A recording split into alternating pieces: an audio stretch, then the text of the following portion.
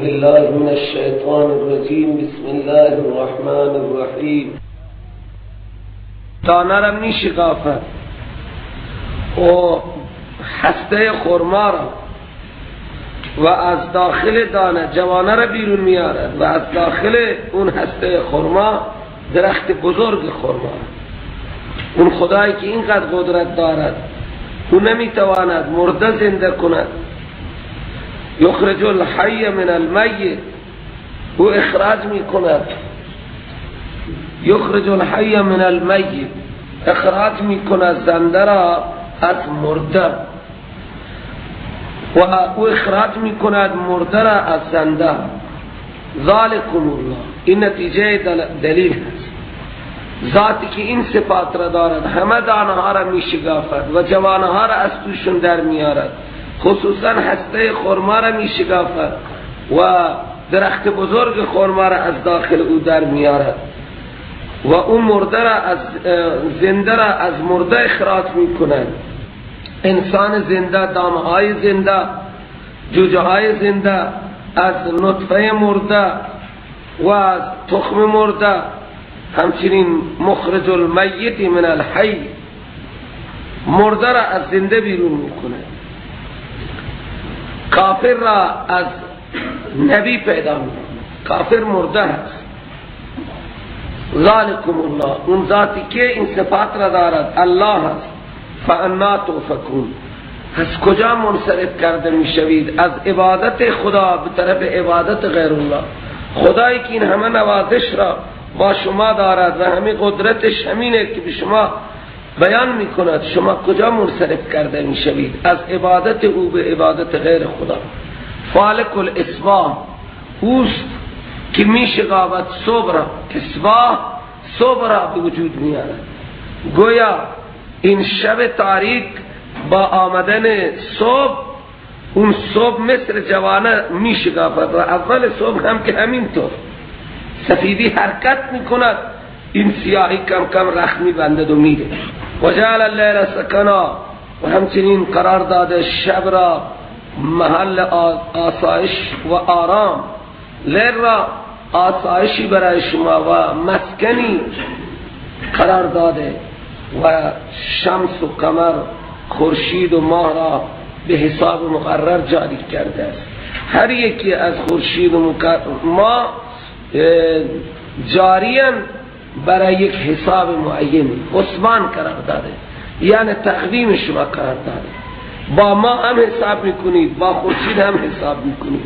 این تقویم شما به اضافه منافع دیگری که الله تعالی در خورشید و ماه گذاشته تقویم هم هست. با ما هر انسان میتونه حساب بکنه. با خورشید انسانهای دانا و به اصطلاح باسواد و فیلسوفه ها جعل الشمس والقمر حسبانا، این تقویمی قرار داده برای حساب و کتاب شما. این اندازه ذات عزیز العلیم است. این تقدیر العزیز العلیم که قدرت هم فوق العاده دارد و علم هم زائدی دارد. هو الذی جعل لكم النجوم لتهتدوا بها فی ظلمات البر والبحر، اون ذاتی هست که قرار داده برای شما ستارگان را تا که شما راه بیابید واسطه این ستارگان در تاریکی های خشکی و دریا. ستاره ها راهنمان از قدیم الایام تا امروز هم ستاره ها راهنمایی هستند. یکی از حکمت های ستاره ها الله سبحانه و تعالی می فرماید تا که شما در تاریکی های بر و بحر، خشکی و دریا شما راه بیابید. هیچ چیزی نیست، به همه یک میدان صافه و هر طرف آب، هیچ نشانی نیست جز که خدا به آسمان ستاره نصب کرده در سفرهای بری و بحری به واسطه این ستاره ها شب سفر میکنند. و الان هم که با این دیگه امکاناتی درست کردن، اونم به روال همین ستاره ها درست کردن، قطب شمال و قطب جنوب و شرق و غرب و خب اون زمان تمام این چیزها را به ذریعه ستاره ها تشخیص میدن. این شمال، این جنوب، این غرب، این شرق، این فقط به ذریعه ستاره سفر بود و غیر بدون ستاره هیچ که نمیدانه تو دریا که راستش کجای و چپش کجای، شرق و غربش کجای، مسیر ما به چه طرفه. الله سبحانه و تعالی این حکمت ستاره ها را بیان کرده. دو حکمت دیگر هم الله تعالی برای ستاره ها بیان کرده که اینها چراغانی آسمان و تزیینات آسمان و دیگر رجوم للشیاطین.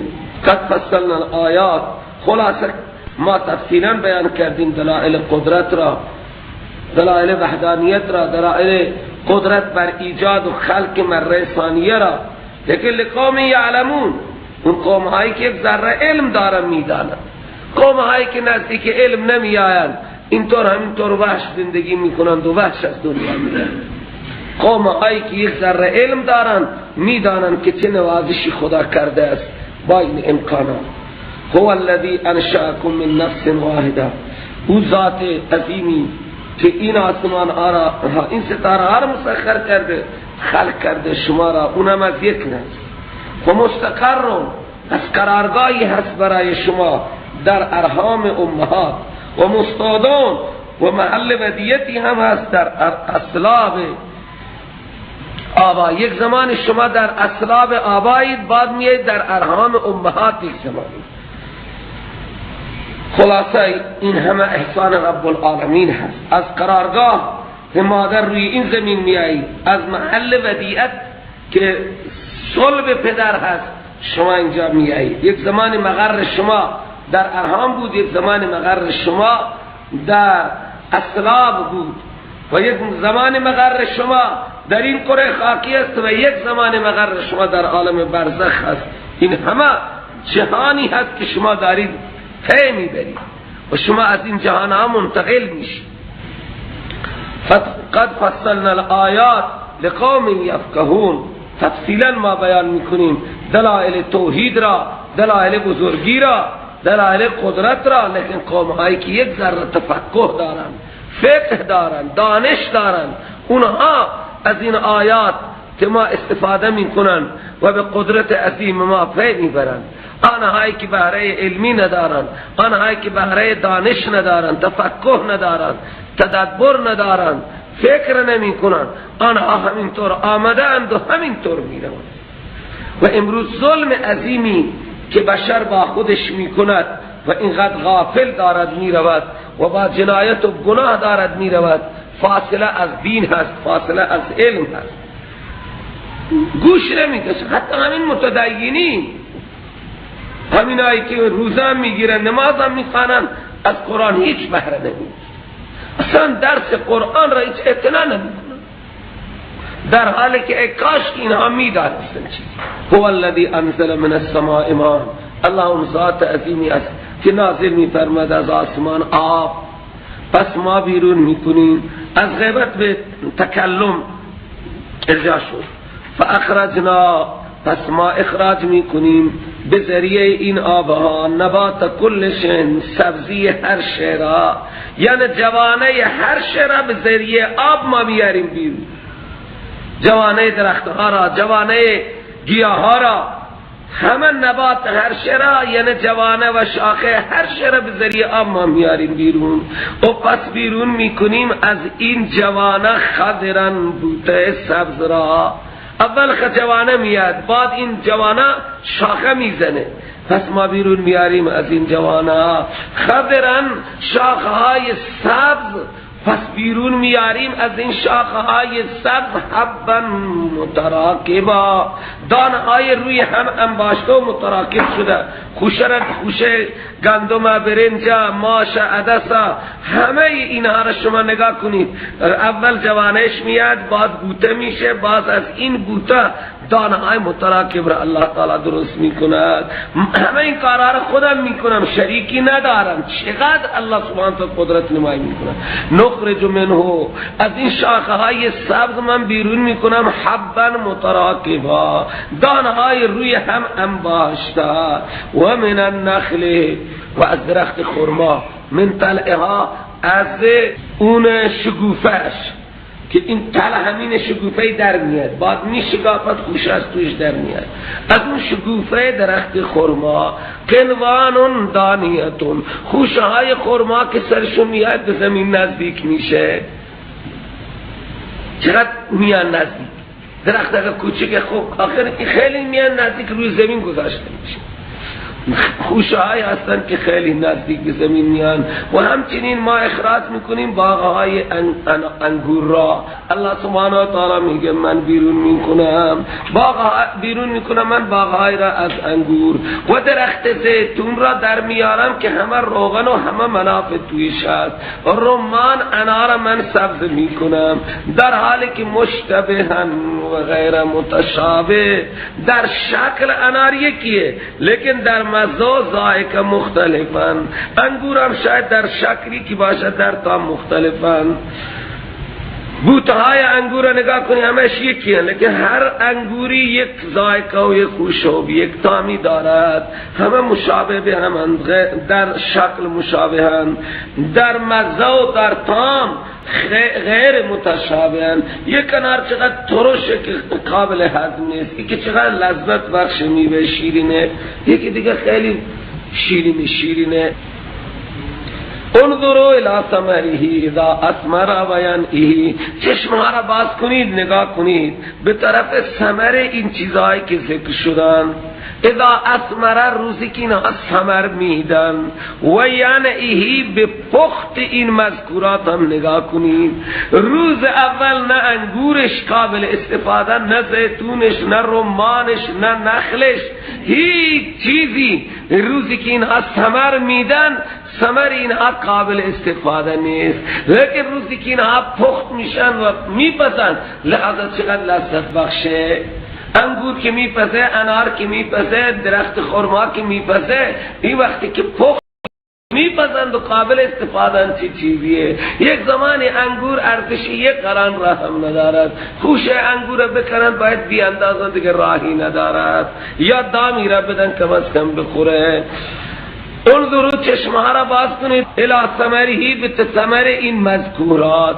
اذا اثمر، هنگامی که آنها ثمر میدن چقدر بدمزه و بی‌کیفیتن. و ینعه، و به پخت این ثمرهای مذکور هم نگاه کنید. ان فی ذالکم لآیات لقوم یؤمنون. در تمام این چیزها دلایل بیشماری برای قومایی که یک ذره ایمان دارن، تفکر دارن، فکر دارن. با وجود این همه احسانات، چقدر احسان الله تعالی کرده. از آنجا فالق الاسباح شما نگاه کنید، این انعامات و دلائل عقلی که الله تعالی بیان کرد، از فالق الحب و النوا گرفته، از شمس و از قمر گرفته و از وجود خود ما گرفته و برای وجود ما انتظام کرده الله تعالی.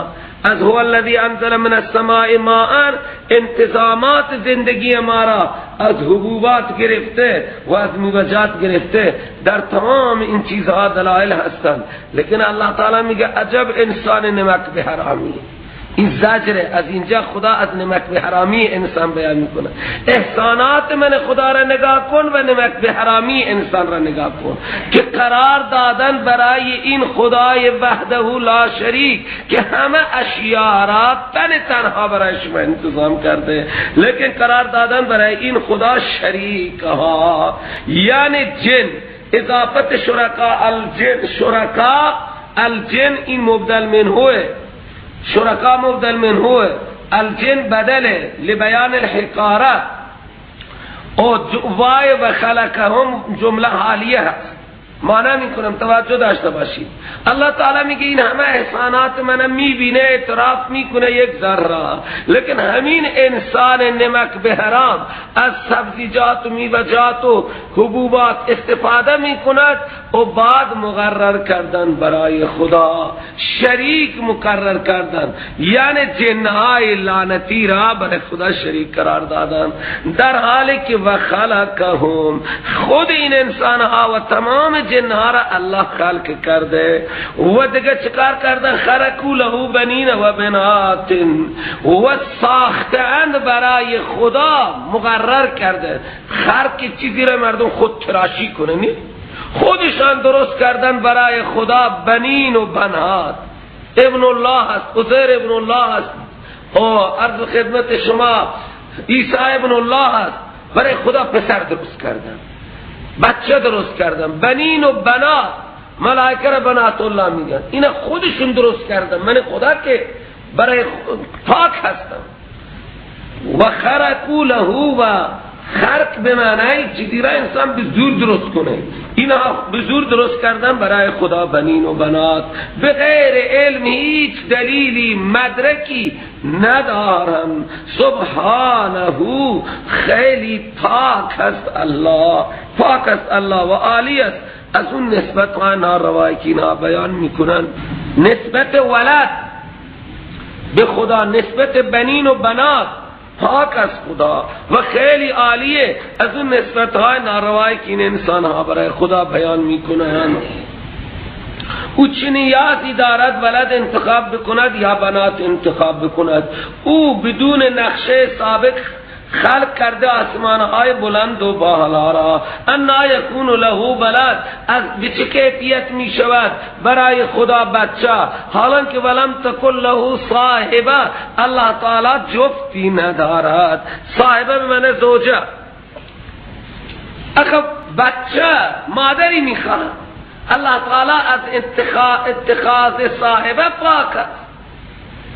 برای خدا بنین و بنات تعیین کردند و ساختند و معرفی میکنند، حالا که الله تعالی میگه به چه کیفیت ولد مادری میخواهد، حالا که الله تعالی لم یتخذ لم تکن له صاحبه، الله تعالی صاحبه ای ندارد، نبوده و نیست برای خدا. و خلق کل شیء، او خالق هر شیء هست. خالق با هیچ چیزی نمیتواند نسبت داشته باشد، نسبت نعوذ بالله پدری، نسبت زوجی. الله تعالی هیچ نسبتی ندارد، اون نسبتش خالق است. هر چی غیر از خدا هستن همه مخلوق، جن مخلوق، فرشته مخلوق، انبیاء مخلوق. مخلوق با خالق چه نسبتی نعوذ بالله داشته باشد؟ خالق کل شیء و هو بكل شيء علیم. اون نسبت به هر شیء دانا هست، هم قدرت کامل دارد، هم علم کامل دارد، نیازی ندارد به صاحب ولد. ذالکم الله ربکم، این خالق کل شیء و این علیم بكل شیء الله رب مالک و اختیار دار شماست. خلاص لا اله الا هو، همان طوری که در خالقیت، در ربوبیت الله تعالی شریک ندارد، در عبادت هم الله تعالی شریک ندارد. الهی غیر از الله وجود ندارد. لا اله، الهی نیست، نه در عرش، نه در فرش، نه در کربلا، نه در مکه، نه در مدینه، الا هو، مگر ذات الله. غیر از الله دیگه معبودی وجود ندارد. خالق کل شیء، او خالق هر شیء هست، باقی هر چی هست مخلوق است. او خالق هر شیء هست و هر چی ما سوای او هستن همه مخلوق. این فعبدوه فاقسیه اذا کان الامر كذلك، وقتی معامله چنین است که الله خالق کل شیء است، تو فعبدوه، فقط او را عبادت کنی، جانی مالی زبانی. هو الذی و هو علی کل شیء وکیل، او بر هر شیء وکیل هست. الله تعالی وکیل هر شیء هست، کارساز هر شیء هست. لا تدرك الابصار، الله کی قدرت دارد، خالق کل شیء، علیم بكل شیء، وکیل علی کل شیء هست. ما چرا نمیتونیم ببینیم؟ الله تعالی گفت این چشمای کور شما او را درک نمیکنن. لا تدركه الابصار، ادراک نمیکنن کنه حقیقت رب را چشمها، و او تمام چشمها را درک میکند، عمق چشمها را میداند، آنچه چشمها نگاه میکنن میداند. او لطیفه، بی این خاطر چشما نمیتوانند او را درک کنن. او خبیره، او خبیره، لحظه از همه خبر دارد. اینجا کل مقدره. قل جاءکم بصائر من ربکم، آمده برای شما دلائل تا حد کافی. سبحان الله، این همه دلائل و برهان برای الوهیت خدا، برای خالقیت خدا، برای مالکیت خدا، برای اینکه خدا قادر بر احیای اموات است. این همه دلائل، بصائر و من دلائل، از چیزهایی که شما را بینایی میدهند. دلائل از جانب رب شما عقلی نقلی وحی آمده است. پس هر کس این دلائل را ببیند برای خودش دیده و هر کس این دلائل قرآنه بره نعوذ بالله برای خدا ولد معرفی کنه، نائب معرفی کنه، وکیل دفاع برای خودش بگیره، هر که کور بشه از این دلائل از این براهین تو او بر علیه خودش کور میشه.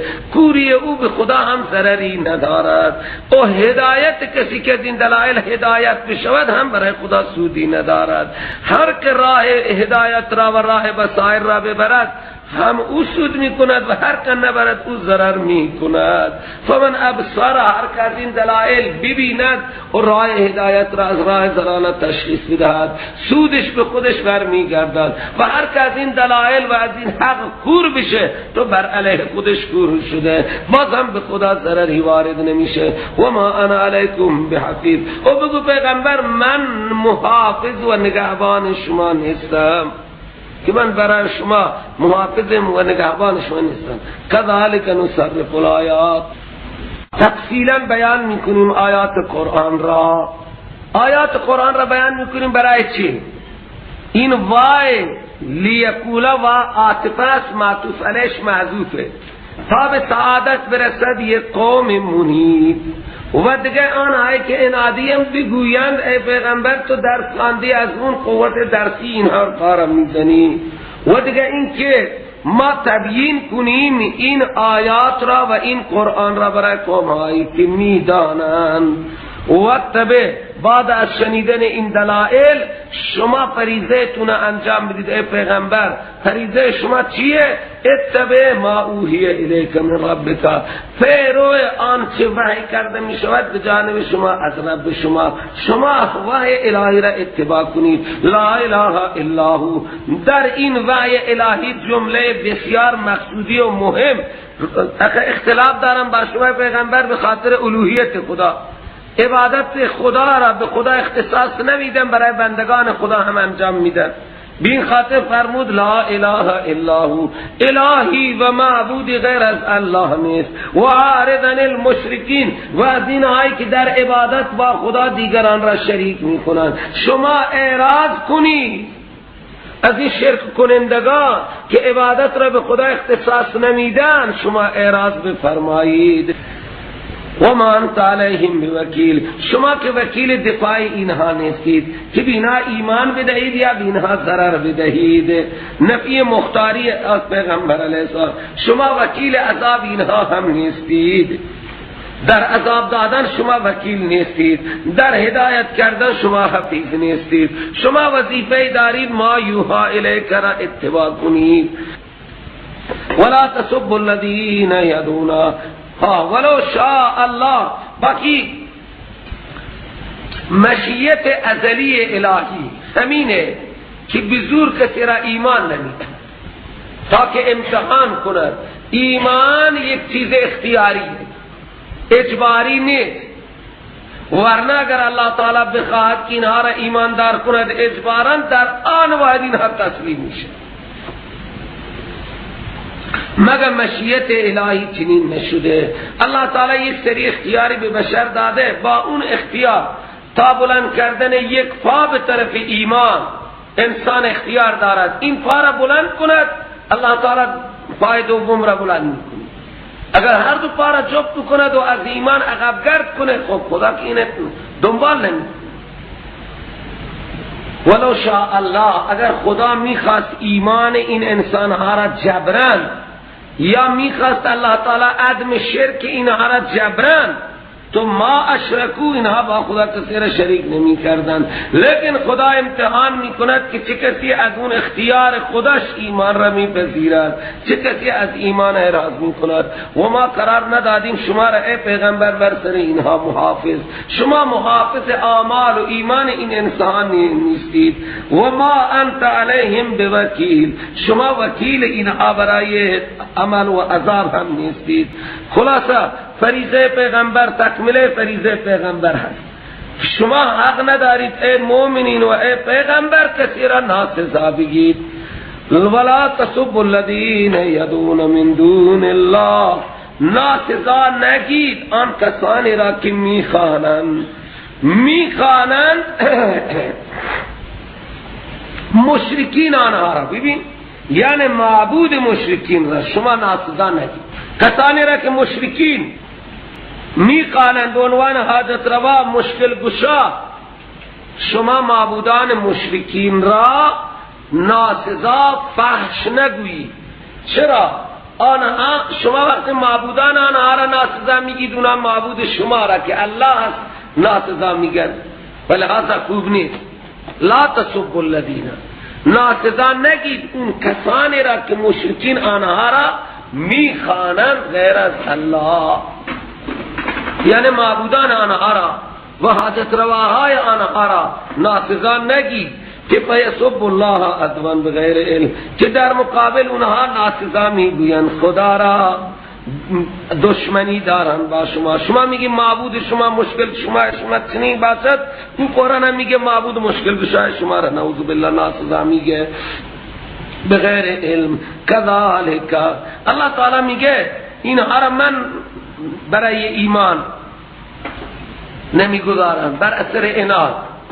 هر مشرک در دنیا و هر کافر در دنیا اعمال او برای او حسن بود، این خاطر اینها ایمان نمیارن. کذالک زینا لکل امت عملهم، به همین کیفیت مزین کرده ای ما برای هر امت اعمال نیک یا خراب آنها را. ثم الی ربهم مرجعهم، بعد به طرف پروردگار آنها رجوع آنها هست، پس خدا آنها را خبر میکند بما کانوا یعملون، به آنچه که اینها عمل کردند. و اقسموا بالله جهد ایمانهم، زجر و شکوه و قسم میخورند این مشرکین به خدا و مشرک زمان پیغمبر به خدا قسم. که این مشرک زمان ما به غیر خدا همش قسم بود. یک مرتبه اگر به خدا قسم بخورن 100 مرتبه به ائمه قسم میخورن، به اولیاء قسم میخورن، به نبی قسم میخورن، به ولی قسم میخورن، یا به کعبه قسم میخورن. این همه غیر الله هستن و این قسم ها قسمی نیستن که انسان را بگیرن یا کفاره و قسم به نبی و ولی و قسم به ائمه و قسم به این اولیاء الهی، این هم نه قسم هستند و در حقیقت اگر آنها را حاضر و ناظر و این عقیده را داشته باشند که اگر ما خلاف بکنیم ما را اولیاء و انبیاء نابود میکنند و میزنند، تحت این اعتقاد هر که قسم بخورد که شرک سریع، من حلف بغیر الله فقد اشرک. مشرک زمان پیغمبر قسم به خدا میخوردن، بلات و عزا داده هم قسم میخوردن، بلات و العزا زبانشون بود. پیغمبر علیه السلام هر که گفت بلات و العزا قسم غیر خدا به زبانش آمد فوراً کلمه لا اله الا الله را بخواند.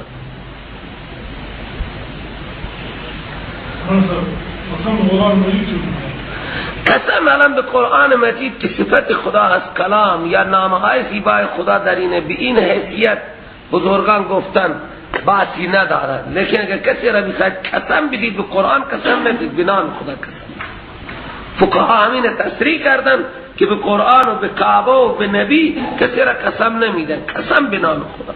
قسم معنیش اینه که الله خبیر و بصیر آگاه است، اگر من خلاف بکنم نام او را الکی به زبان بیارم و مال مردم را زیر بزنم، اون خدا مجازات میکند که طرف به خاطر نام من اعتبار کرد و تو را گذاشت، تو قسم خوردی و نام من لحاظ کرد، دیگه خدا قسم خور را میگی.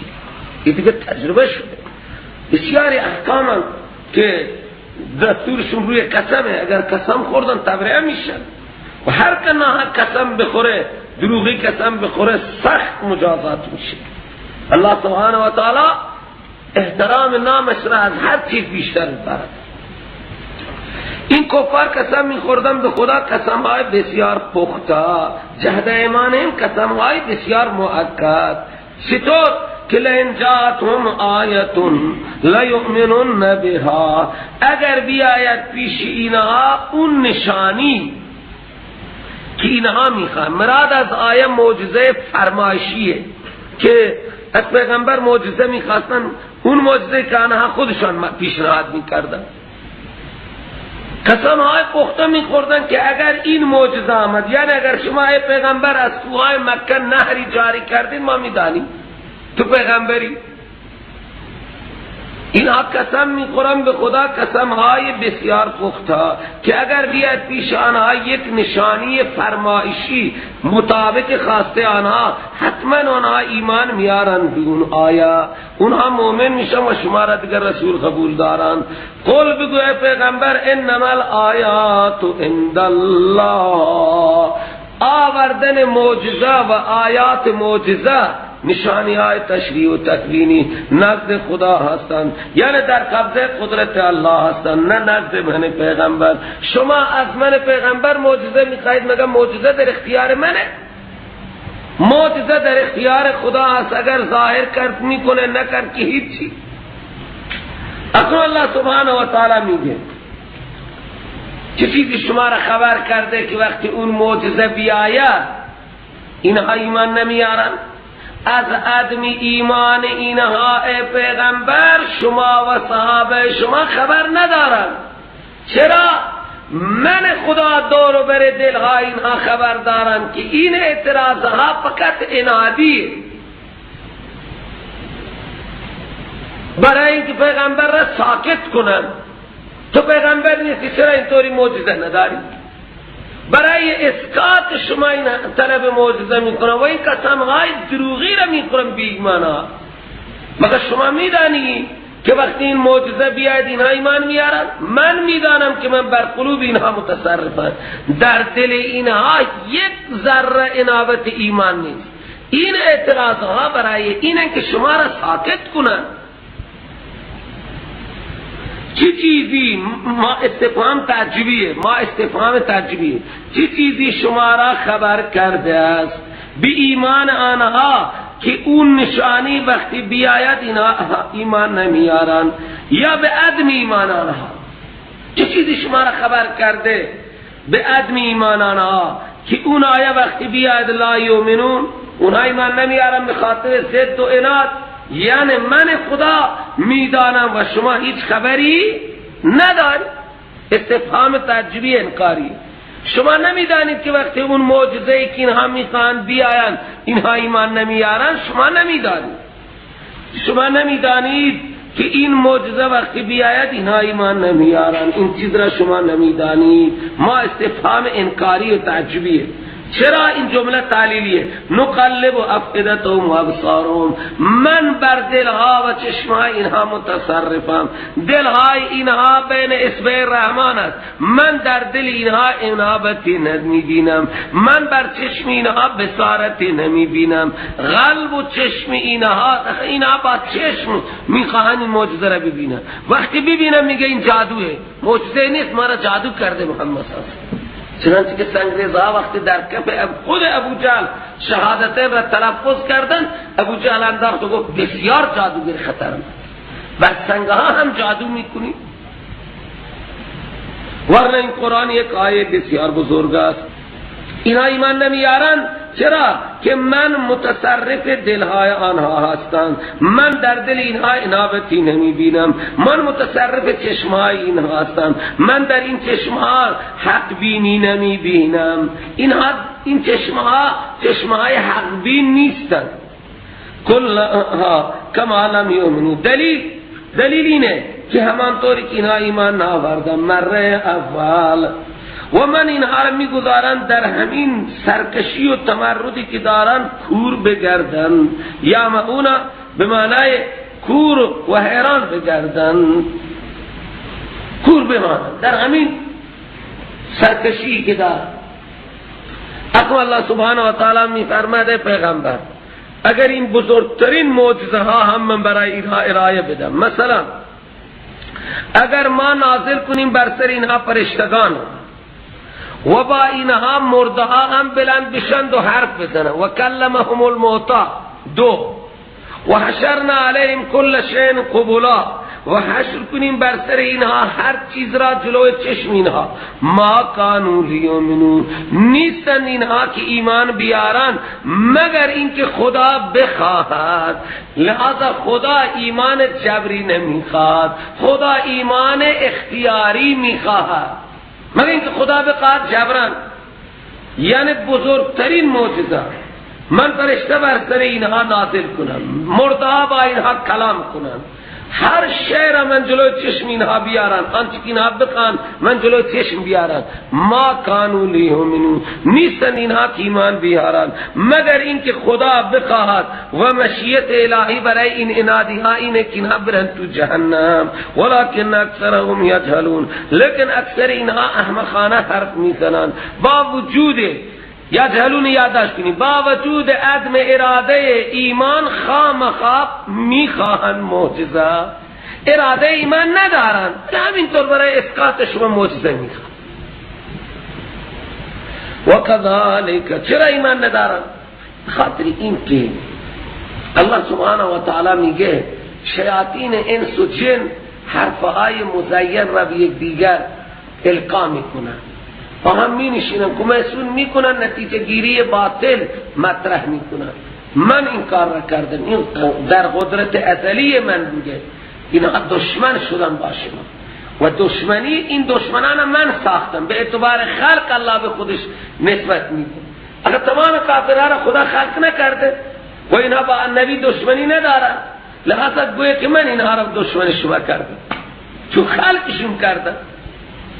تو لحظه و اینها به یک دیگر کلمات مزین را القا میکنن برای فریب دادن، با همین نشینن. و کذالک، همین طوری که این اهل مکه با شما عداوت دارن، جعلنا لکل نبی، ما خلق کردیم برای هر نبی دشمن شیاطین انس و جن را. من جعلنا را به من خلق نکردم، یعنی شیاطین انس و جن من خلق کردم که دشمن انبیا هستند. یوهی بعضهم الی بعض زخرف القول، الهام میکند یا اشاره میکند بعضی از این شیاطین انس و جن به طرف بعض دیگر، یعنی مشرکین. زخرف القول، سخنان مزین، اضافت صفت به موصوفه، سخنان مزین را به یک دیگر الهام میکنند، اشاره میکنند. برای چه؟ غرورن، این علت مفعول لهوه، برای فریب دادن یک دیگر سخنان را به یک دیگر القا میکنند. ولو شاء ربک ما فعلوه، اگر پروردگار شما میخواست که آنها ایها نکنند به یک دیگر نمیکردند، لیکن مشیت الهی چنین رفته است. امتحان میشه، ولکن لیبلوکم، لیکن برای امتحان الله سبحانه و تعالی چنین کرده است. فذرهم، بگذار اینها را و آنچه که اینها خودشان میتراشند درباره دین. هر مشرک بیمان چی چیزهایی که تراشیدن. ولو شاء ربک ما فعلوه، اگر پروردگار شما میخواست عدم ایهای آنها را اینها نمی کردن، لیکن مشیت الهی در ازل با علم قدرت چنین رفته است.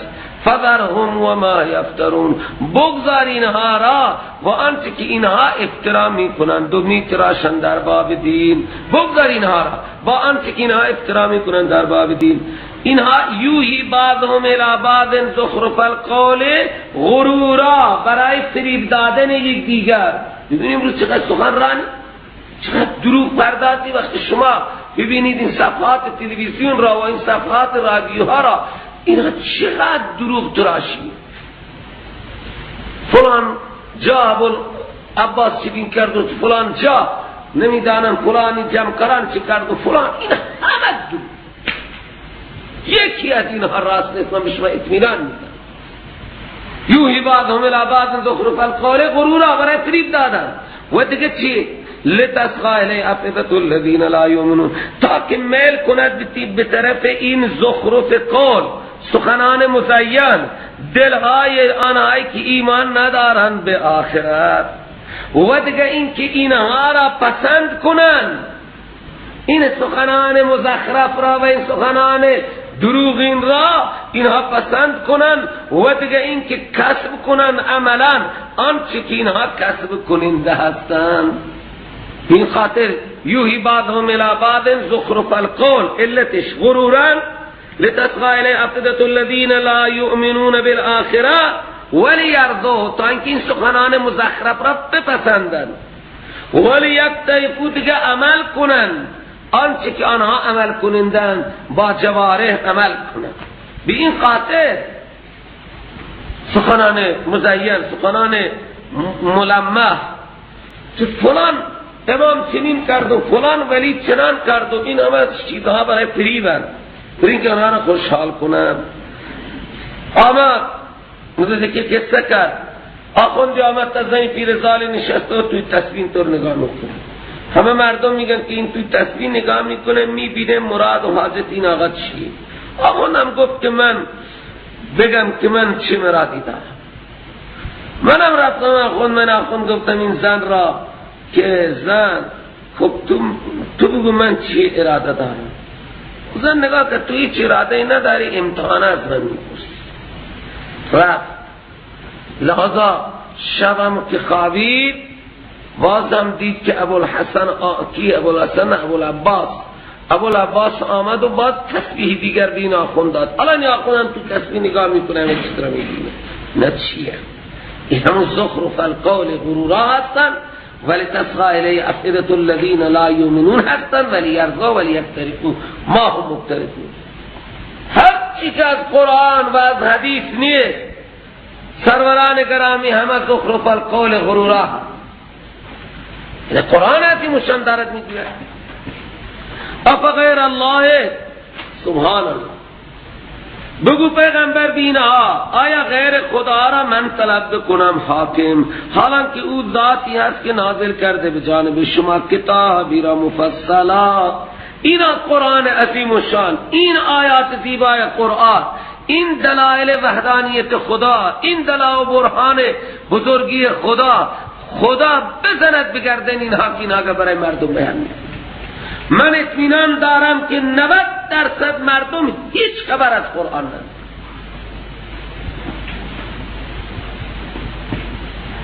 چه خبر دارن مردم؟ بگو پیغمبر افغیر الله ابتغی حکما من غیر خدا را حکم طلب کنم حالانکه اون خدا نازل کرده به جانب شما کتابی را، کتابی بسیار مفصلا تفصیل کرده شده دلائل برهان و آیات. هیچ جای ما ندیدیم که الله تعالی اینطوری بگه که اولیاء چنین میکنند و شما با اولیاء چنین تماس بگیرید. خدا هیچ جای نگفته والذین آتیناهم الکتاب. اون کسانی که ما به آنها کتاب دادیم تورات انجیل اونها هم یقینا میدانند که این کتاب نازل کرده از جانب رب شما از بحق. پس شما نباشید پیغمبر از شک کنندگان. علماء یهود و نصارا هم یقین دارن، یقینا میدانن لیکن اناد دارن ایمان نمیارن. اونها نیست که نمیدانن، اونها هم میدانن کتاب منزل من ربک از بحق. پس شما نباشید من الممترین. و تمت کلمت ربک صدقا و عدلا لا مبدل لکلماته و تمت کلمت ربک صدقا و عدلا. دعوی توحید با دلائل عقلی و نقلی و وحی. اللہ تعالی میگه کلمات رب تو یعنی دلائل توحید، دلائل عقلیه، نقلیه، وحی اینها کامل شدن. کلمات یعنی دلائل رب.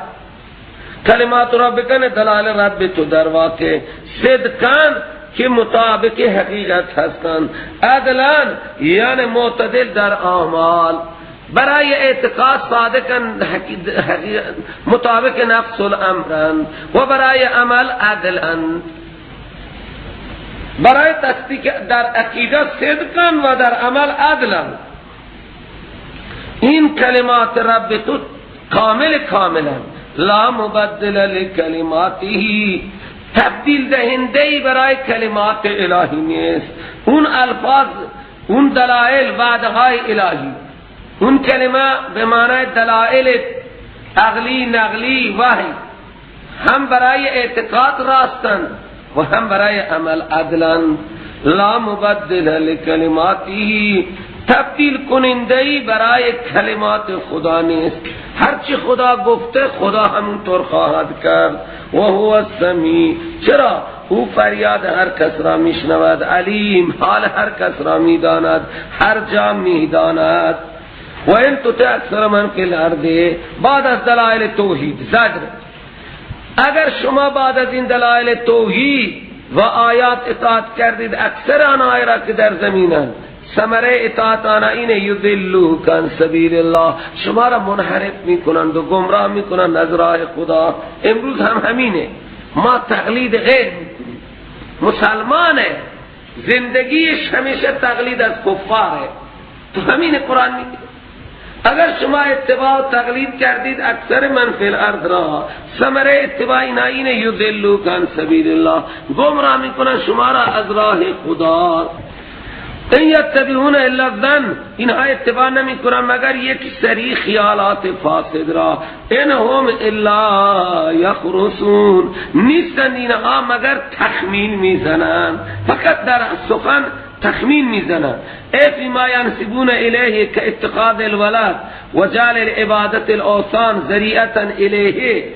نه که مشرکی چی میگفتن؟ ما نعبدهم الا لیقربونا الی الله زلفا، اگر ما این ائمه را میخوانیم، اگر ما انبیاء را میخوانیم، اگر ما اولیاء را میخوانیم، اگر ما فرشتگان را میخوانیم، اگر ما جنها را که نمیگفتن، ما اینها را میخوانیم محمد برای قرب خدا. و نمیگفتن مشکین، همین دعوا را داشتن. الله تعالی میگه اینا تخمین میزنن. من که چنین دستوری به اینها ندادن که شما اولیاء من را، انبیاء من را، فرشتگان من را بخوانید تا آنها شما را به من نزدیک کنند. من که شما را گفتم مستقیما بخوانید، مستقیما سجده کنید. من که نگفتم خورشید و ماه و ستارگان را سجده کنید که محل ظهور منن. شما درست کردید. و آنها که خورشید و ماه و ستارگان را سجده میکنند به خاطر اینکه اینها محل ظهور خدا هستند، یعنی خدا در این انوارات ظهور میکند. الله تعالی میگه اینها با عقل خود این چیز را درست کرده، من که نگفتم. همه این خرافاتی را که امروز مردم انجام میدن مگه خدا گفته؟ همه خرافات محرم، سفر، همین کارهایی که بعد از مرگ مردم میکنن، اینا را مگه خدا گفته یا اینا خودشون درست کردن؟ همینه دیگه. الله سبحانه و تعالی همین چیز را میگه این یتبعون الا الظن، اینا اتباع نمیکنن مگر یک سری اعتقادات و گماناتی، و نیستن اینها در باب توحید و رسالت الا یخرصون، مگر با عقل تخمین میزنن. دین که با عقل نیست، دین با عقل یا نقله. همین نماز که شما میخوانید این عقل میتونه تایید کنه و بفهمه؟ نقل به ما گفت. چه؟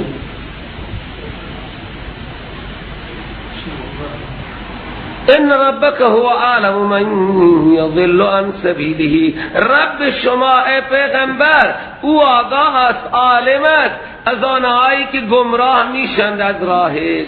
او گمراهان را از راه خودش هم میداند و او هم میداند آنهایی را که روی خط هدایتند. لحظه اونهایی که مهتدینند اونها را هم میداند، اونهایی که مضلین اونها را میداند. هر یکی را جزای اعمال خواهد داد. شما چرا ناراحتید؟ خب از اینجا دیگه بیان قسمت دوم سوره شروع شد. تحریمات غیر الله، آن چیزهایی را که غیر خداها حرام کردند شما آنها را حرام ندانید از آنها استفاده کنید.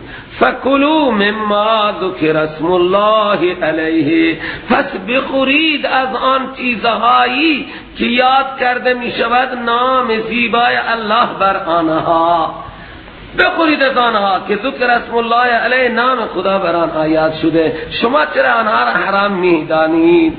ان کنتم به آیاته مؤمنین، اگر شما به آیات الهی ایمان دارید، یعنی از طرف خود حرام درست نکنید.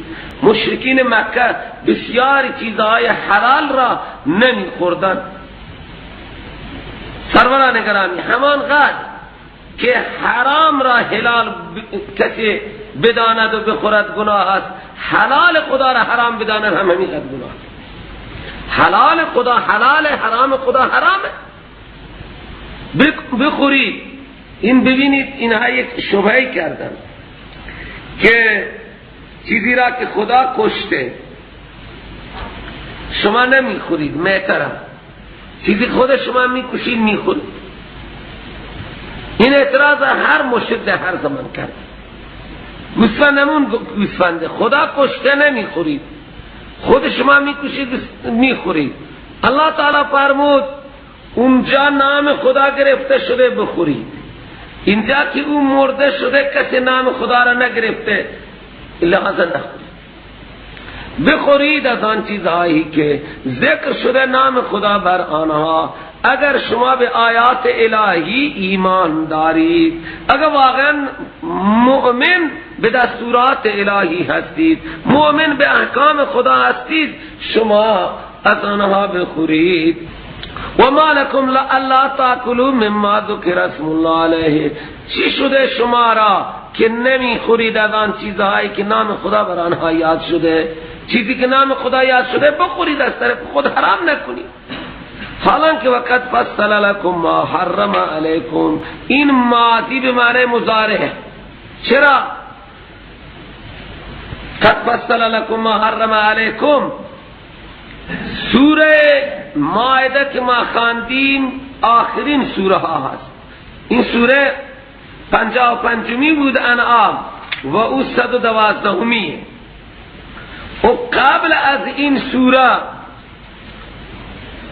بقره بوده و همچنین سوره بقره هم بعد از اینه،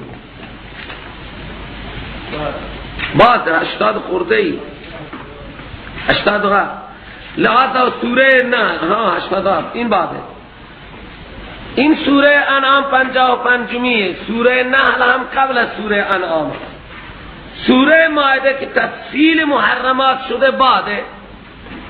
پس اینجا قد فصل، این به معنای یفصله. مالکم چی شده شما را که شما نمیخورید از آنچه که ذکر شده نام خدا بر آنها، حالانکه قد فصل لکم ما حرم علیکم، تفصیلا بیان می کند برای شما آنچه را که حرام کرده بر شما. آنچه را که حرام کرده بر شما یعنی محرمات الهی، که محرمات الهی در سوره مائده تفصیلا بیان شد.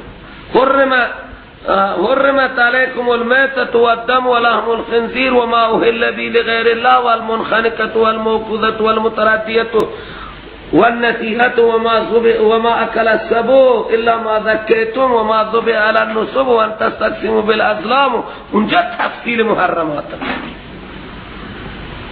این خاطر اینجا ماضی به معنای مضارع هست، تفصیلا بیان میکنه برای شما محرم علیکم را الا ما، بعض همین محرمات الهی در صورت اضطرار برای شما حلالن. همین میته شما در ماندید و گرسنه شدید و هیچ چاره‌ای نبود برای زندگی، لازم میتوانید بخورید.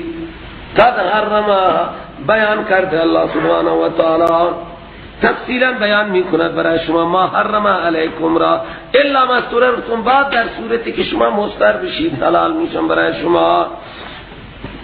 و ان کثیرا لیضلون باهوائهم، به درستی که بسیاری از این مشرکین البته گمراه میشوند به خاطر اون تصورات و خیالات فاسد خود. اینها خود را پابند شریعت نمیدانند، خودشون یک سر خیالاتی را تخمین میزنند، یعنی با عقل میگن گوسفند ما سر بریدیم حلاله، اگر خود بمیره حرامه. برای چی؟ گوسفند همون گوسفنده، شتر همون شتره، مرغ همون مرغه، گوشتش هم بخوری هیچ فرقی نداره. با عقل حرف نیست.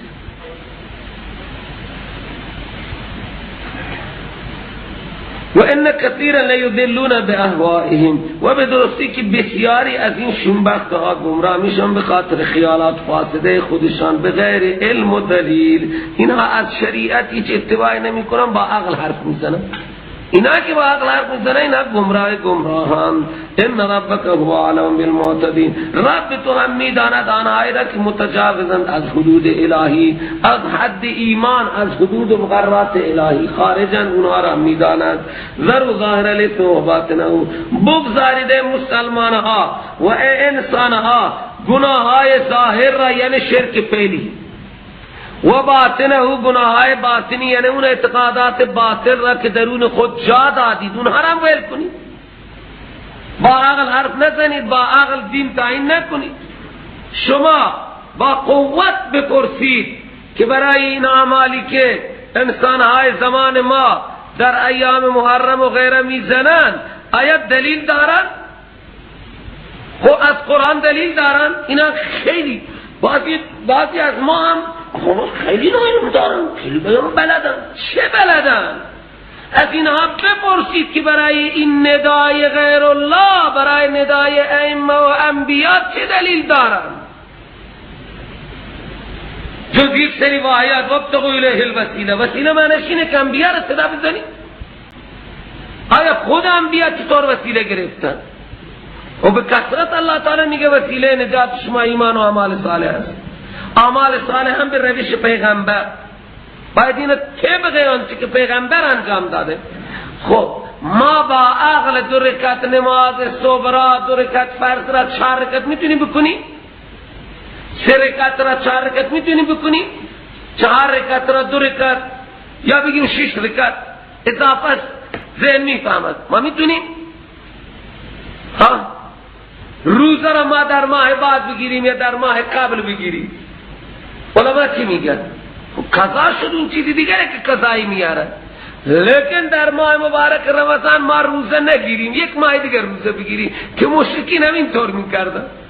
گاگای ماه محرم رجبه، ببخشید ماه محترم ماه حرام رجب را عقب و جلو میکردن. گفتن رجب ما در جمادی ثانی 4 ماه احترام میکنیم. خب اون ماهی که خدا محترم کرده حج را انسان با عقل میتونه؟ خانه کعبه الان وجود دارد، میدان عرفات هم وجود دارد، منا هم وجود دارد، همه چیز مناسک را کسی میتونه امروز انجام بده؟ کسی روز عرفه را روز 8 انجام بده؟ چی میگن؟ چون اونجا زمانی در مکانی تعیینه. انسان با عقل که نمیشه.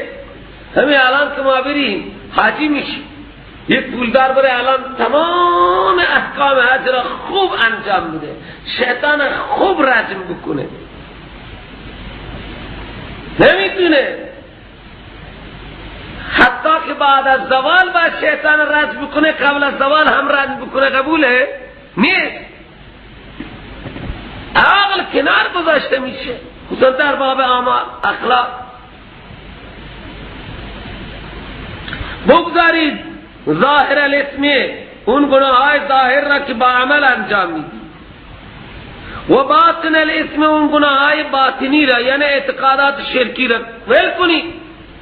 خرافاتی را جا زدی، ما نظر میدیم، ما آب میدیم، ما شربت میدیم، ما بٹ میدیم، ما نمیدانیم چی میدیم، هر دوباره ما شفاعت میکنن. کجا خدا گفته؟ بیارید یک آیه که شما نظر انبیاء و اولیاء بدید و آنها را بخوانید، آنها برای شما شفاعت میکنه. هاتو برهانکم اگر عقل دارید. اینا دانش داره.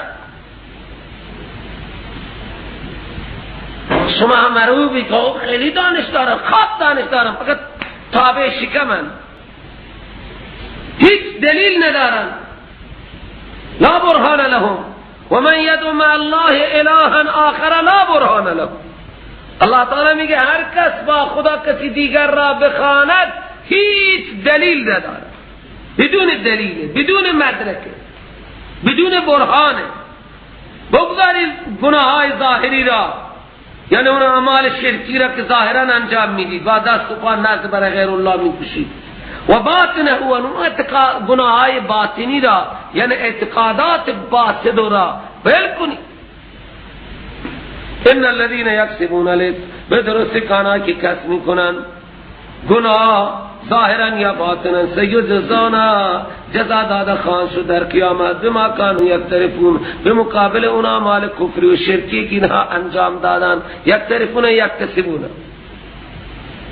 ولا تاکلوا مما لم یها، آنچه که نام خدا گرفته شده شما بسم الله الله اکبر کردید بخورید، و نخورید مما لم یذکر اسم الله علیه، از آن دامهایی، از آن چیزهایی که نام خدا بر آنها گرفته نشد، نام غیر الله گرفته شد. نخورید از اون دامهایی که لم یذکر اسم الله علیه، یعنی میتر. چرا؟ این که بخورید این فسقه، این حرام، این از فرمان خدا بیرون رفتن است. الله گفته میتر نخور، نام خدا بر آن یاد نشده، مرده. و اگر شما اینه بخورید این فسق هست، یعنی از فرمان خدا شما خارج شدید، شما میشید فاسق. و فسق را معنی حرام هم کردن، این حرامه، نام خدا برام گرفته نشد. این همونه که گفتن کشته خدا را نمیخورید، کشته خود را میخورید و که هم خندید. عقلی دانشیه. الله تعالی میگه و ان شیاطین، اون شیاطین جن و انس یوحی الی اولیائهم، سخنان را الهام میکنن یا وسوسه میکنن به طرف اولیاء خود تا که با شما جدال کنن که حرام خدا را نمیخورید، چیزی را که خدا کشته خدا را نمیخورید، کشته خود را میخورید. غرض جدال این بود. حالا و این اطاعتموهم، اگر در باب عقاید یا اعمال شما اطاعت مشرکین را کردید، شروع کردید میتره که خدا حرام کرده، اسم خدا بران گرفته نشده، خوردید، تو انکم لمشرکون، شما هم شرک کننده میشید. شما این مشرکین را اگر حرفشون پذیرفتید، شما اینها را با خدا شریک کردید. مومن یعنی بنده و گوش به فرمان خدا. ایمان چیه؟ یعنی گوش به فرمان خدا. عمل چیه؟ یعنی گوش از خدا اطاعت کرد. اگر شما اطاعت این کفار را کردید در عقاید و در اعمال، انکم لمشرکون، البته شما با آنها شریکید، اعتقادا یا عملا یا از هر حیثیت شما شریک کننده می شوید. آنها را با خدا مطاع قرار دادید. مطاع الله است، باید از فرمان خدا اطاعت کنید. اگر شما این چیز کردید شما هم از همان هستید. او من کان میتا فاحیناه، آیا کسی که او مرده باشد پس ما او را زنده کنیم، یعنی مرده است یعنی مشرک کافره، پس ما او را زنده کنیم یعنی مسلمان و مؤمن کنیم و برای او قرار بدیم نور ایمان که اون راه بره با اون نور ایمان در میان مردم. میتواند بشود مثل کسی که من مثله فی الظلمات، مثل کسی که مثال او مثل اونه که در تاریکی های تاریکیه، در تاریکی کفر، شرک، بدعت، ضلالت.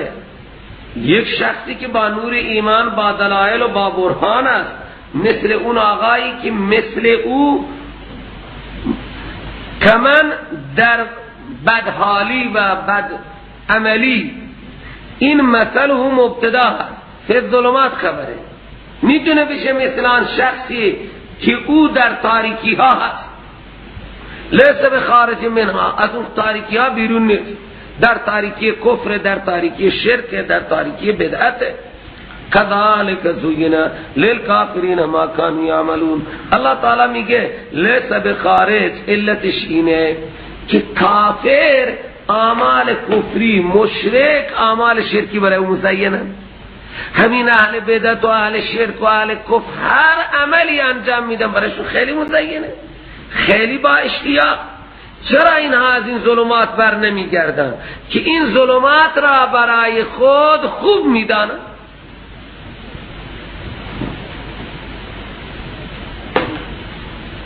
کذالک، همینطور مزین کرده شده برای کفار اون اعمالی که اینها در طول سال انجام میدن. هر اعمال کفری، شرکی، بدعتی برایشون زیبا و مزینه، بین خاطر ترک نمیدن. و دیگه که اینها ایمان نمیارن. چرا؟ ایمان چرا نمیارن؟ میگه الله تعالی میگه من در هر شهر مجرمین اون شهر را اکابر کردم. مجرمین شهر رئیس شهر، او کجا رئیسی خود را میخواهد بگذارد و رئیسی پیغمبر را قبول کنه؟ چون پیغمبر مطاعه. پذیرش پیغمبر معنی اینه که همه آنچه آنها دارن کنار بگذارن، همتان از پیغمبر اطاعت کنن، ایمان نمیارن، سرداری و امیری اینها را نمیگذارن. کذالک هم اینطور قرار دادم من در هر قریه. ببینید مجرمی ها این مفعول اول جعلناه، اکابر این مفعول ثانی. من در هر قریه قرار دادم مجرمان آن قریه را بزرگان آن قریه، تا که مکر کنند در اون قریه بر علیه دین و پیغمبر. و در حقیقت اینها مکر نمی کنند مگر برای خود می کنند. مکر ثمر مکر آنها به خود آنها برمی گردد، لیکن اینها از کمال احمقی نمی دانند. ما یشعرون، شعور ندارند که این همه مخالفت ها با پیغمبر و با دین خدا ما را بدبخت می کند. این شعور هم ندارند، بی معرفت محض. و اذا جاءتهم آیه قالوا لن نؤمن حتی نؤتی مثل ما اوتی رسول الله. وقتی میاد یک آیه بر پیش آنها، قالوا میگه ما هرگز ایمان نمیاریم حتی که داده شویم مثل آنچه داده شدن پیغمبران. ما مگر از فلانی کمترین، به او وحی میاد، به او فرشته میاد، پیام خدا را میارد، برای ما هم فرشته بیاید، وحی بیاید، خدا به ما با ما تماس برقرار کنه، چرا تنها با نبی تماس برقرار میکنه؟ ما نمیاد. یعنی این تمسخر و استهزاء. تا زمانی که به ما وحی نیاید ما ایمان نمیاریم. الله تعالی میگه چقدر متکبر هم هستن و چقدر خسیسن و چقدر طمع بزرگی دارن که نعوذ بالله الله تعالی با هر یکی از این خبیثه ها تماس بگیره و حرف بزنه و فرشته بفرسته. چقدر نفس اینها بزرگه. وقتی میاد پیش آنها آیه میگوین که ایمان نمیاریم تا اینکه تعالی رسالت را هر جا میخواد میگذارد، در هر جا که نمیشه بگذاشت. الله عالم فی اجل رسالته. الله تعالی خوب میداند مواقعی را که رسالت خود را انجام دهد، یعنی محل وحی را خدا میداند کدوم صلاحیت دارد. از هزارها میلیاردها انسان خدا در یکی صلاحیت وحی میگذارد. سیصیب الذین، اینا خیلی خود را بزرگ حساب کردن، یعنی تا جای خود را بزرگ حساب کردن که خدا برای ما وحی بفرسته. الله تعالی میگه جامعه ذلت را بتنیم همین خط اینها بزرگ شدن که من خدا با اینها حرف بزنم و من وحی بفرستم. میرسد بینها که جرم کردن ذلت و خاری نزد خدا و عذاب شدید بما کانوا یمکرون، به خاطر آن مکرهایی که برای نابودی دین و پیغمبر اینها راه انداختند. صفات مستفیدین و بشارت برای مؤمنین. کسی که اراده کند الله تعالی که او را هدایت کند به صراط مستقیم و به راه نجات، یشرح صدره للاسلام، قلب او را، سینه او را فراخ می کند برای پذیرش اسلام. الله تعالی قلب او را منشرح می کند، او پابند شریعت میشه. اللهم اجعلنا منهم ومن يريد ان يضله، هر کسی که الله اراده کند او را گمراه کند تقلینا با علم ازلی که انابت ندارد، قرار میدهد سینه آن را خیلی تنگ، حرجن بسیار شدید تنگ، و پذیرش ایمان و اسلام برای او اینطوره که اینه به آسمان بگه برو. یکی را مجبور کنن که برو به طرف آسمان، برایش خیلی سخته نی؟ میتونه بره طرف آسمان؟ نمیتونه. ایمان و اسلام بر اثر اون انادی که دارن و سینه آنها تنگ میشه، پذیرش ایمان مثل اینه که اینها را بگن بره تو آسمان، قرار میده سینه او را خیلی تنگ، شدیدن تنگ. این حرکان صفت برای ضیقان، شدید تنگش میکنه، گویا که او بالا میرود به آسمان. یعنی آوردن اسلام و ایمان مرادف اینه که او به آسمان بره. کذالک، به همین کیفیت که آنها اناد کردند و ضد کردند و خدا سینه آنها را تنگ کرد، میکند خدا رزق را، سلیدی را بر آنهایی که ایمان ندارند. رزق مراد تسلط شیطانی. كذلك يجعل الله الرزق يسلط الله الشیطان على الذين لا يؤمنون. شیطان را هم خدا بر آنها مسلط میکنه. هذا صراط ربک مستقیما. این جاده رب تو هست که خیلی راسته. اسلام، قرآن، رهبری پیغمبر، این صراط رب تو هست که خیلی مستقیمه. قد فصلنا الآیات، ما تفصیلا بیان کردیم آیات را لقوم یذکرون، برای قومی که تذکر میگیرن، مستفید از آیات میشن. لهم دار السلامی، برای این متذکرین دار سلام جنت است نزد رب آنها و آن الله کار ساز و حاجت روای آنها است بخاطر آن اعمال حسنه ای که انجام دادند در دنیا عمل کردند و روزی که حشر میکند خدا این همه کفار و اولین و آخرین را الله تعالی خطاب میکند یا معشر الجن، او جماعت جنها، قد استكثرتم من الانس، شما زیاد کردید گمراهی انسانها را. الله تعالی بگیم سروران کرام، هر کس اینجا شرک میکنه، میخوانه غیر خدا را، سجده میکنه غیر خدا را، در حقیقت این جنها هستند که این انسان را گمراه میکنه. خصوصا جاهایی که عبادت غیر الله میشه، سر این زیارت ها، سر این چیزها شیاطین اونجا مسلطن. همه اینا صدا میزنن غیر خدا را، شیطان ها میگه شما به صورت اون ولی یا شخص که نرا ندیدن، که دیده امام رضا به چه شکلی. حالا در خواب شیطان میاد، در بیداری شیطان میاد ترپن میکنه که بلش منم. تمام این شیاطین هست، اینا که توی تصویر میبینن، اینا که توی بردست میبینن، اینهایی که نمیدانن روی کسی دست نگاه میکنن، اینها تمام سرپنده های شیطان. الله سبحانه و تعالی قیامت میگه یا معشر الجن، ای جماعت جنها، خوب زیاد کردید گمراهی از انسانها را. و قال اولیاءهم من الانس، و میگویند اولیای جنها از انسانها، اونها که با انسانهایی که با جنها ارتباط داشتن، اقرار مجرمین، میگویند اولیای این جنها از انسانها.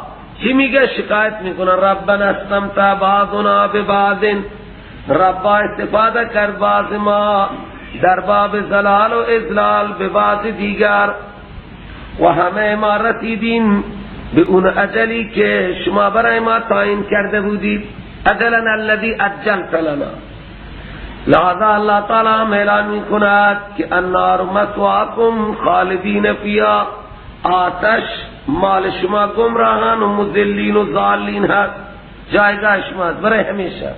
الا ماشاء الله، مگر آنچه خدا بخواهد. خدا چی میخواد؟ عدم خروج. ان ربک حکیم علیم، رب تو در عذاب دادن دائمی حکیم و دانا است، احوال هر کس را میداند. استمتاع انسانی از جنها چی بوده؟ اینا میگفت اعوذ بالسید هذا الوادی، ما پناه میگیریم به سردار این رودخانه و به سردار این جنگل. استمتاع جنها چی بوده؟ اعتراف میکردن که این جنها قدرت دارن که حفاظت کنن این مردم را که به آنها پناه گرفتن و پناه بدن آنها را. نه نمازی، نه روزه، نه حجی، نه زکاتی، چرسه و سیگاره و بنگ و هر شب هم تو امام میدینی. شیطان لعنتی. کذالک همینطور نولی بعض ظالمین بعضا، یار میکنیم ما بعض ظالمین را با بعض دیگر به سبب اعمالهایی که اینا انجام میدن، کفری و شرکی، به ما اعمال مشرکانه که اینا در دنیا کسب میکنن. یا معشر الجن والانس الم یاتکم، خدا خطاب دوم در میدان محشر میکنن، او جماعت جنها و انسانها، الم یاتکم رسول منکم، آیا نامد پیش شما پیامبر از خود شما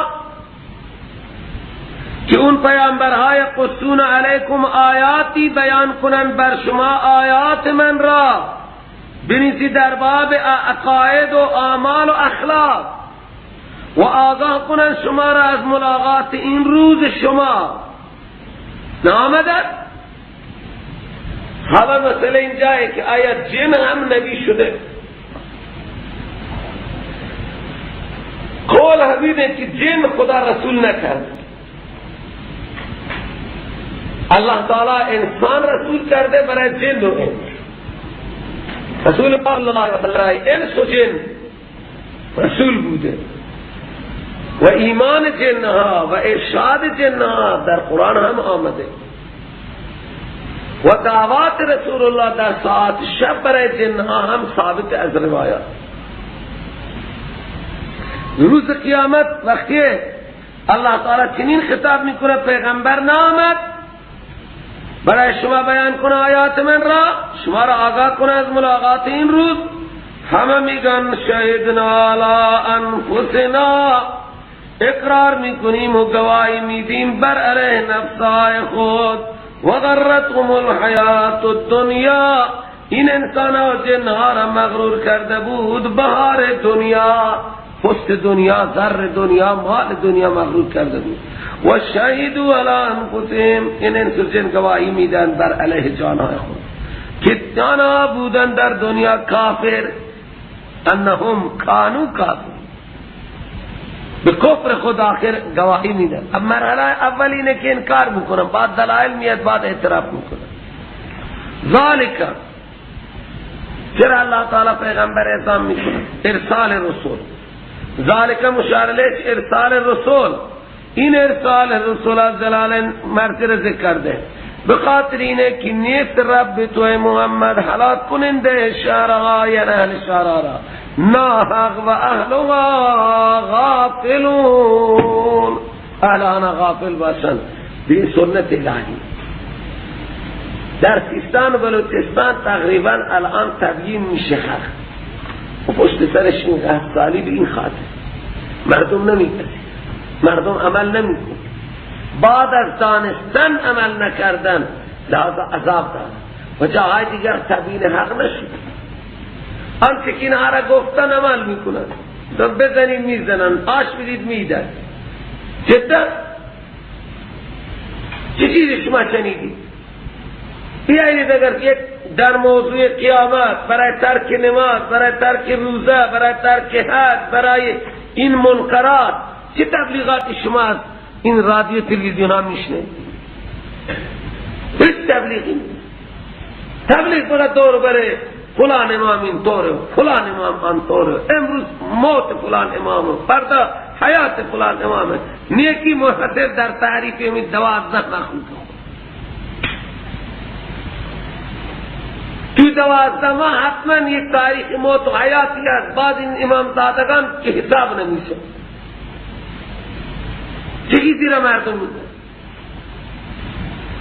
این ارسال رسول بخاطر اینه که نیست رب شما هلاک کننده قرآن را به ظلم ناحق، در حالی که اهل اون قریه غافل از رسولان و عزائم باشن، غافل را خدا عذاب نمیده. اینه صادقی.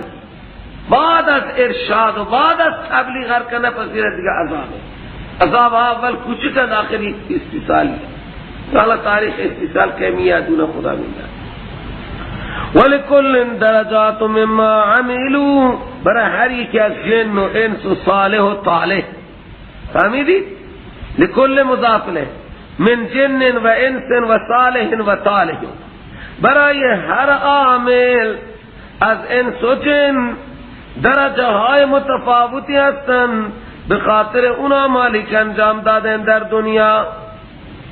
اونا کامال خیر جزای خیر مطابق همون اعمال شر جزای شر. و ما ربک بغافل عما یعملون، نیست رب شما پیغمبر غافل از آنچه که اینها عمل میکنن. یعنی در دادن درجات از صاحب خدا پاک هست. رب کاملا اطلاع دارد که فلانی مستحق چه انعامیه یا فلانی مستحق چه عذابیه. هر کس را الله تعالی مطابق اعمال خیر و شرش بهش برخورد میکنند و همون جزا را بهش میده. به شبه یعنی رسول پرستش نمیشه که رسول محتاج الله تعالی بی نیازه ربک الغنی ذو الرحمه،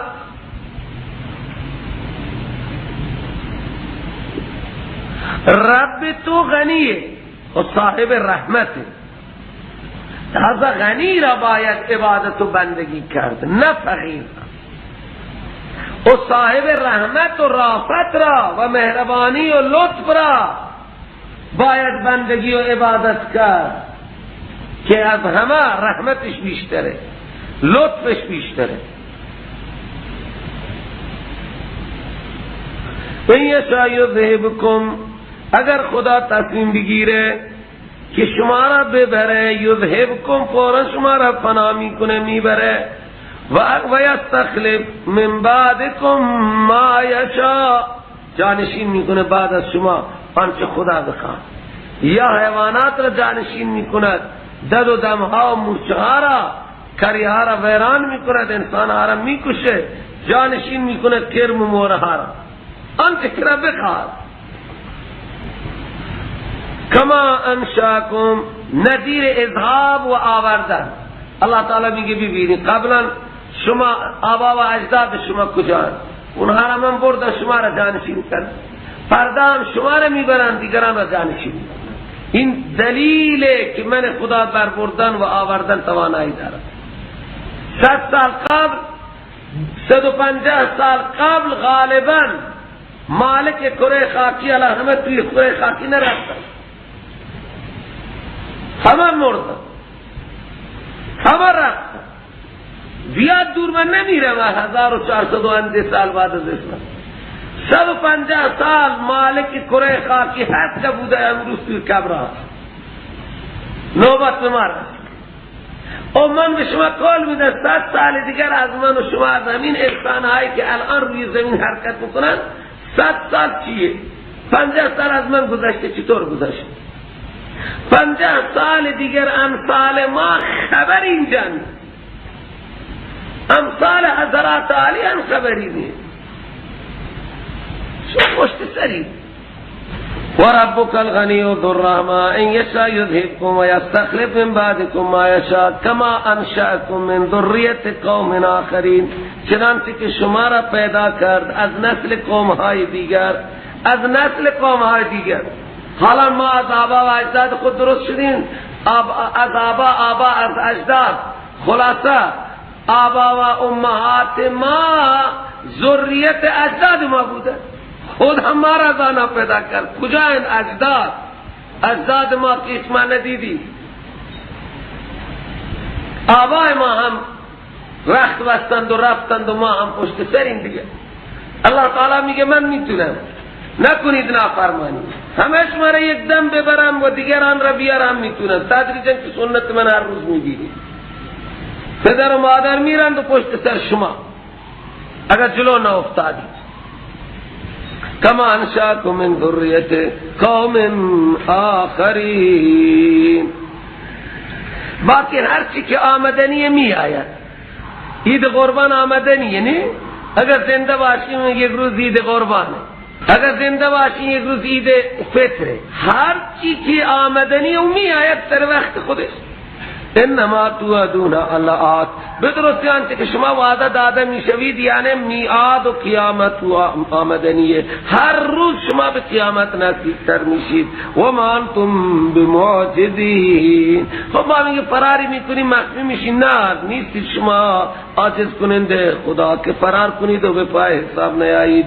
قول بگو پیغمبر یا قوم عملوا علی مکانتکم، قوم من شما عمل کنی بر حالتی که دارید، من هم عاملم به این طریقه خودم. فسوف تعلمون که شما میدانید که چه کسی برای او انجام خوب دار آخرت هست. عاقبت و دار یعنی نتیجه خوب دار آخرت هست. انه لا یفلح الظالمون، اینم بدانید که شان این است رستگار نمیشن ظالمان. ظالم دو، یکی در حق خدا ظلم میکند که عبادت خدا را به خدا اختصاص نمیده، و دیگر که در حق بندگان ظلم میکنند. هر دو ظالم رستگار نیستند. حماقت اولا بیان نظرهای غیر الله. اولین ببینید از این جعلوا لله احمقی های کفار و مشرکین را الله تعالی بیان می‌کند.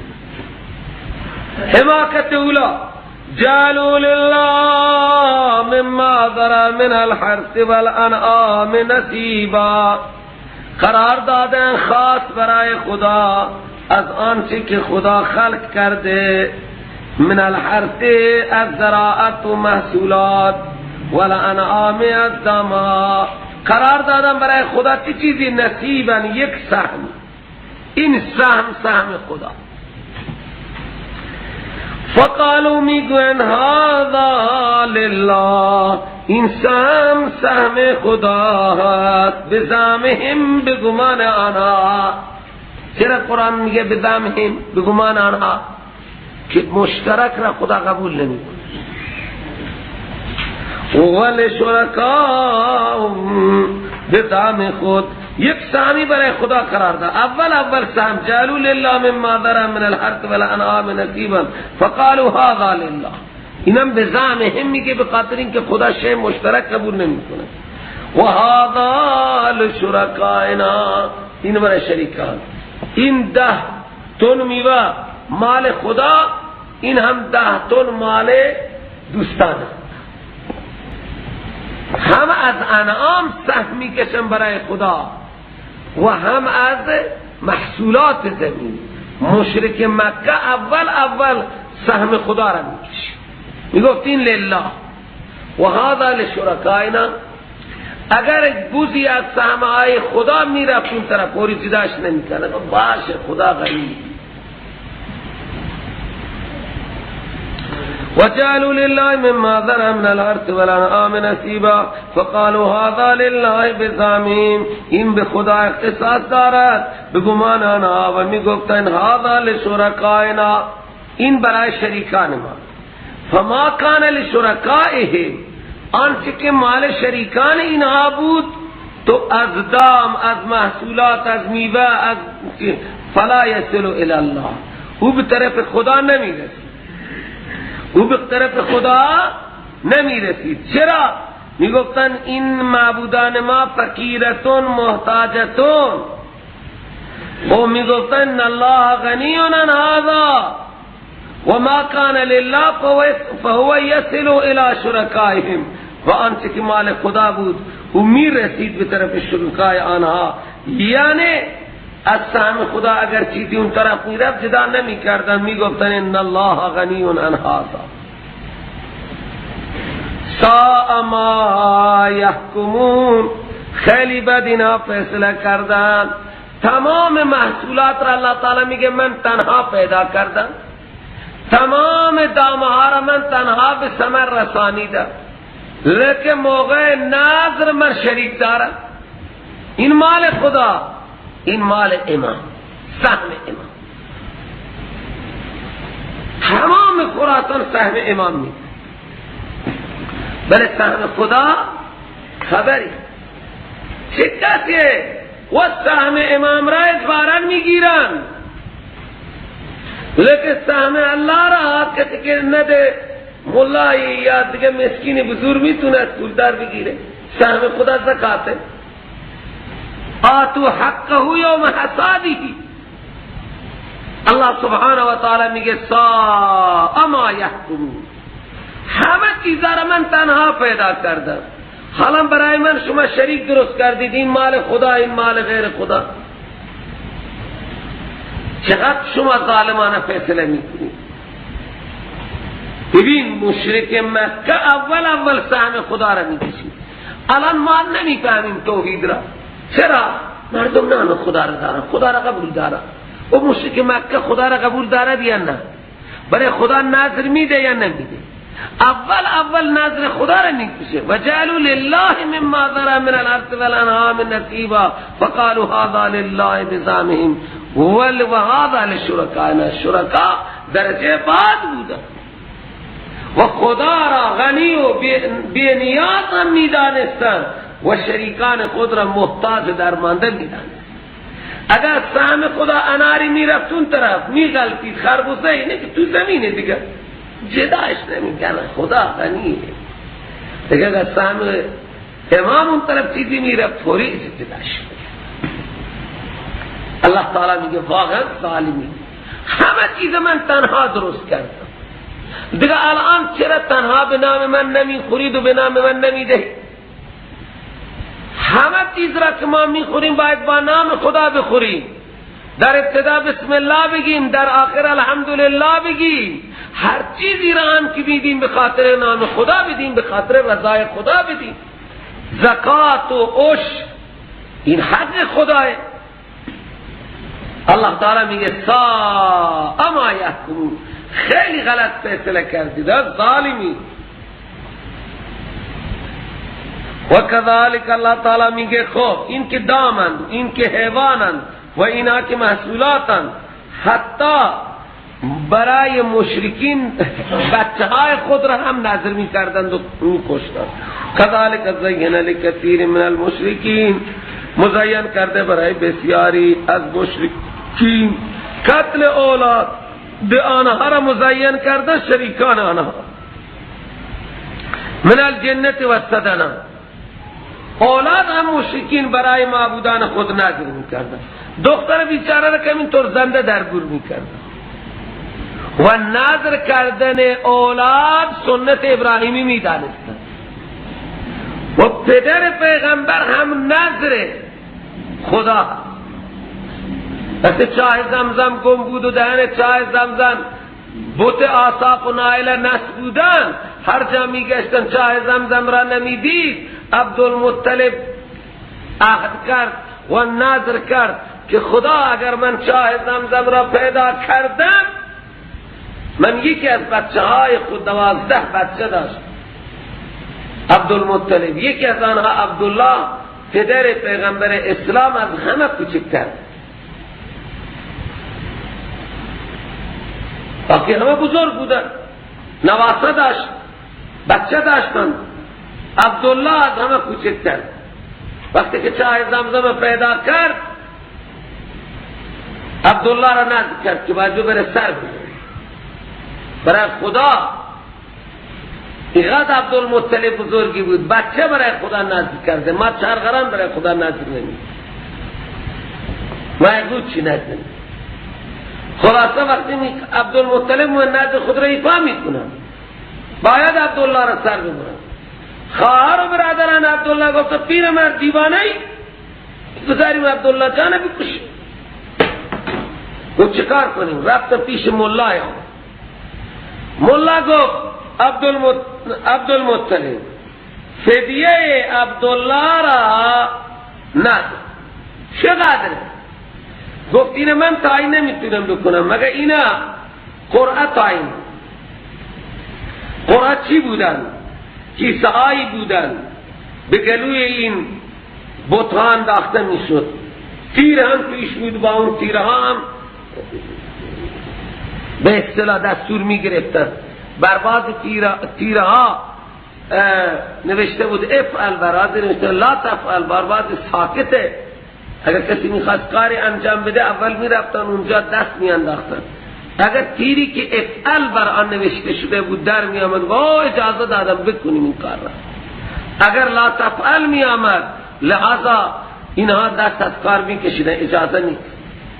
و بعض دیگر یک این تقسیمی هم بالازلام هست. و اگر اون تیر مسکوت می آمد دیگر هم گفتن 2 مرتبه ببینیم چی می آمد. کارتم این اون بعد گفت قرآن برو نام عبدالله را با نام 10 شتر بریز تو قرآن و هر دفعه در آمد نگاه کن نام کی در میاد. 10 شتر 10 شتر. خب انداختی، اگر دفعه اول نام عبدالله میاد گفت 10 تا دیگه اضافه می انداختن باز نام عبدالله هم. خب تکن 10-20 شتر که دیش نیست، هنوز بیشتر میخواد، 30 شتر کن. خب 30 شتر کرده، انداخت نام عبدالله. خب تنوز فدیش بیشتره، 40 شتر همینطور نام عبدالله، 90 شتر نام عبدالله، 100 شتر نام 100 شتر. گفت فدیش 100 شتر. 100 شتر باید عوض عبدالله برای خدا نظر. و از آنجا خونبها هم میگه 100 شتر تعیین شده که خونبهای یک انسان 100 شتره.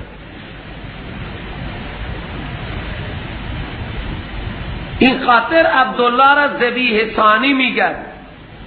ذبیح اول اسماعیل و اونجا فدیه قوچ جنت آمد و اینجا فدیه عالم خوبی داشتنی 100 شتر شد. عبدالمطلب 100 شتر برای خدا نگرد، همه عرب را دعوت کرد. 100 شتر. همین الله سبحانه و تعالی میگه وَزَيَّنَ لِكَثِيرٍ مِّنَ الْمُشْرِكِينَ قَتْلَ أَوْلَادِهِمْ شُرَكَاؤُهُمْ. نتیجه این می شود لیردوهم، تا این شریکان مشرکین را هلاک کنند و تا اینکه مشتبه کنند لیلبسوا علیهم دینهم، دین آنها را بر اینها مشتبه کنند. یک حماقت شرکیه هست که اینا بعد به ملت ابراهیم هم نسبت میدادن و قتل اولاد و قربانی کردن اولاد این سنت ابراهیم میدانه که ابراهیم برای خدا بچه خیرات کرده، ما هم برای خدا بچه خیرات میکنیم. ابراهیم برای خدا بچه قربانی کرده، ما هم بچه قربانی میکنیم. لطف خدا شد که الان قربانی ما را با یک کوچ و یک بز و بزغاله عوض کرد، ورنه اگر خدا میگفت از 10 تا یکی را ضبط کنی چرا سخت. كذلك زين لكثير من المشركين قتل أولادهم شركاؤهم ليردوهم وليلبسوا عليهم دينهم، تاکہ دین اینها را بر اینها مشتبه کند. چقدر حماقت. ولو شاء الله ما فعلوا، اگر خدا میخواست عدم شرک را اینا نمی کردن شرک، لیکن سنت الهی در ازل و در برزمین مشرک را هم خدا خلق کرده. پس بگذار ای پیغمبر این که خبیثها را و آنچه که اینها خودشون افترا کردند اینها را با خرافات اینها ویل کن. تمام خرافات، هر عمل که اون عمل سندی از خدا و رسول، هر نیکی به زعم بشر که سندش از خدا و رسول ثابت نیست، او افترا. بگذار اینها را با آنچه که اینها افترا کردند. قرآن چه حقایقی میگه؟ اینها تراشیدند و درست کردند. این کارها که مردم میکنن همین تمام خرافات محرم، اینها هستن ساخته بنده بشر و خنده آور هم هستن. اسب نقلی، پرچم نقلی، چاه نقلی، خیمه نقلی، یزید نقلی. یزید درست نمیکنه، نمیزنه آتش. این چیه؟ ذرهم و ما یفترون. یا هنگام مصیبت و بلا به ما قرآن چه گفته؟ چه کار کنیم؟ انا لله و انا الیه راجعون، استعینوا بالصبر والصلاة. موقع مصیبت شما صبر کنید و نماز بخونید. و در حدیث آمده هر عملی پیغمبر را مغموم میکرد او رو به نماز میآورد، رو به نماز میآورد. هر چیزی که پیغمبر را ناراحت میکرد رو به نماز میآورد. چرا خدا گفته انا لله و انا الیه راجعون، ما خدا گفته دیگه. بزرگترین مصیبت مرگه، مگه مرگ باید انا لله و انا الیه راجعون بگیم. ما از آن خدا هستیم و با مرگ به خدا باید برگردیم. امروز پدر ما برگشته، فرزند ما برگشته، فردا نوبت به ما میده، ما برمیگردیم. ما از آن خدایی و خدا در ما مالکیت کامل دارد، لہذا به طرف او برمیگردیم. اون یک خرافات که از محصولات و از دامها برای خدا هم سهمی کشیدن و برای غیر خدا. نوبت به هذا لله وقتی میگفتن این خاص برای خدا و کلمات عربی را بدانید. نظر خدا برای خدا خاص بود، هذا لله، لیکن الله تعالی فرمود بزعمهم، بگمان آنها. چرا؟ شرک را از مشرک شیء مشترک خدا اصلا نمیپذیره تا اخلاص کامل نباشد. اون چیز مشترک را خدا قبول ندارد. و آخر دعوانا ان الحمد لله رب العالمین.